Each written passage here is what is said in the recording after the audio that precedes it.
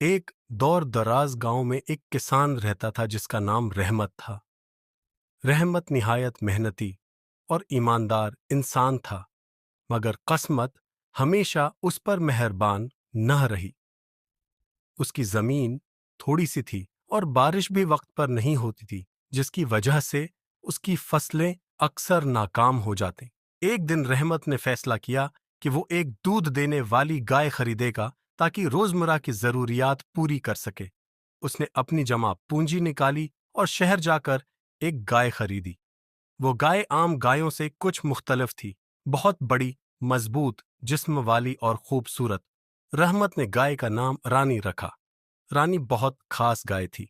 वो रोजाना इतना दूध देती कि रहमत के घर की जरूरियात पूरी हो जाती और बाकी दूध वो बाजार में बेच देता।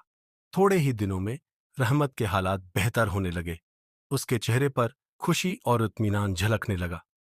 गांव वाले भी हैरान थे कि एक ही गाय से रहमत इतना फायदा कैसे हासिल कर रहा है। कुछ लोग हसद करने लगे, मगर रहमत अपनी गाय का बहुत ख्याल रखता था।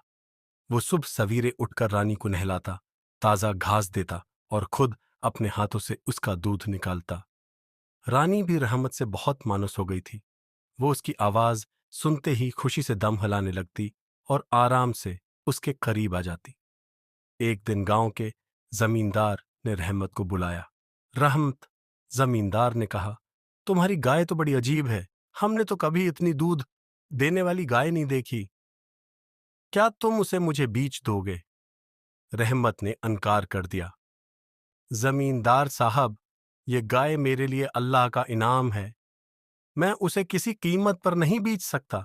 जमींदार को यह बात पसंद न आई। उसने दिल में रहमत से बदला लेने की ठान ली। कुछ दिन बाद रानी अचानक गुम हो गई। हमत बहुत परेशान हुआ। वो दिन रात रानी को हमेशा के लिए गम हो गई। ढूंढता रहा। उसने गांव के चुपे चुपे पर तलाश की, मगर रानी कहीं न मिली। रहमत के दिन फिर से बड़े गुजरने लगे। दूध का सिलसिला बंद हो गया, आमदनी रख गई और फिर से फाकों की नौबत आ गई। एक दिन रहमत जंगल के करीब से गुजर रहा था कि उसे एक मध्यम सी आवाज सुनाई दी। वो फौरन इस समत गया और देखा कि रानी एक दरख्त से बंधी है हुई थी। वो कमजोर हो चुकी थी और उसके जिस्म पर जख्म थे। रहमत की आंखों में आंसू आ गए। इसने रानी की रस्सी खोली, उसे गले लगाया और घर वापस ले आया।